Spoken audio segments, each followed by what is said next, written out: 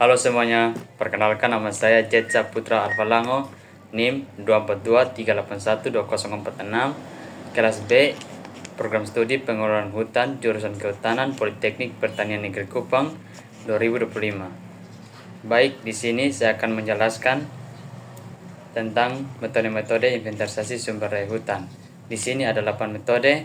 Yang pertama, metode sampling, metode acak sederhana, metode sampling sistematis, metode systematic sampling with random, metode systematic strip sampling dan systematic with random start, metode acak sampling berstratifikasi, metode sampling bertingkat, metode inventarisasi hutan berdasarkan objek atau sarana hutan. Yang pertama, metode sampling. Pengertiannya, teknik pengambilan sebagian unit populasi atau contoh atau plot untuk mewakili kondisi hutan sehingga lebih efisien dan representatif. Jenis-jenis sampling. Yang pertama, simple random sampling, yaitu sampel acak, peluang sama. Yang kedua, systematic sampling, yaitu sampel pada interval tertentu. Yang ketiga, stratified random sampling, yaitu sampel dari tiap strata atau lapisan. Yang keempat, cluster sampling, yaitu sampel berdasarkan kelompok. Yang kelima, multistage sampling, yaitu pengambilan bertahap. Yang keenam, strip sampling, yaitu contoh berbentuk jalur memanjang. Manfaatnya, yang pertama menghemat waktu, biaya, dan tenaga. Yang kedua, memberikan data representatif untuk perencanaan hutan. Yang kedua, metode acak sederhana. Pengertiannya, teknik sampling di mana setiap unit populasi memiliki peluang sama untuk dipilih sebagai sampel. Cara penerapannya, yang pertama menentukan jumlah plot contoh. Yang kedua, menentukan titik atau plot secara acak. Misalnya dengan undian, tabel angka random, atau koordinat acak di peta. Kelebihannya, yang pertama objektif dan mengurangi bias. Yang kedua, konsep sederhana dan mudah dipahami. Kekurangannya, yang pertama, sulit diterapkan di areal hutan yang luas. Yang kedua, memerlukan data awal yang detail. Yang ketiga, metode sampling sistematis. Pengertiannya, teknik pengambilan contoh dengan menempatkan unit sampel secara teratur pada interval tertentu setelah menentukan titik awal secara acak. Contoh penerapannya, plot ditempatkan setiap 200 meter sepanjang jalur transek.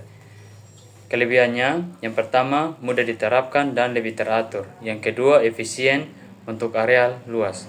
Kekurangannya, berpotensi bias bila interval sejajar dengan pola alami hutan.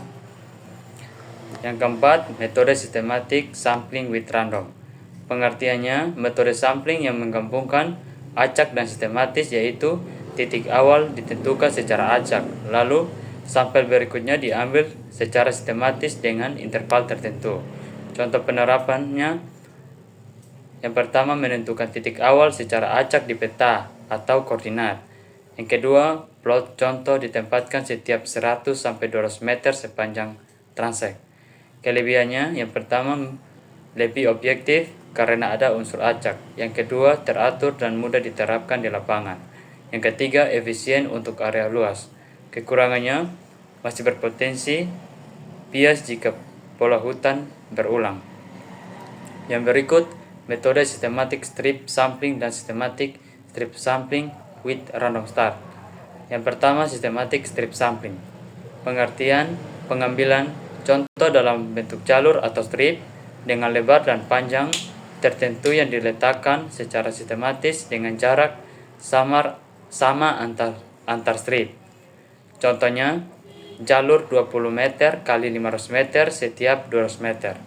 Kelebihannya, yang pertama, teratur dan mudah diterapkan. Yang kedua, efisien untuk areal yang luas. Kekurangannya, bisa bias bila pola hutan berulang. Yang kedua, systematic strip sampling with random start. Pengertiannya sama seperti systematic strip sampling, tapi titik awal penempatan strip ditentukan secara acak, lalu strip berikutnya ditempatkan secara sistematis dengan interval tetap. Kelebihannya, yang pertama lebih objektif karena ada unsur acak. Yang kedua, mengurangi bias pola sistematis. Kekurangannya, masih butuh data awal dan koordinasi lapangan lebih teliti.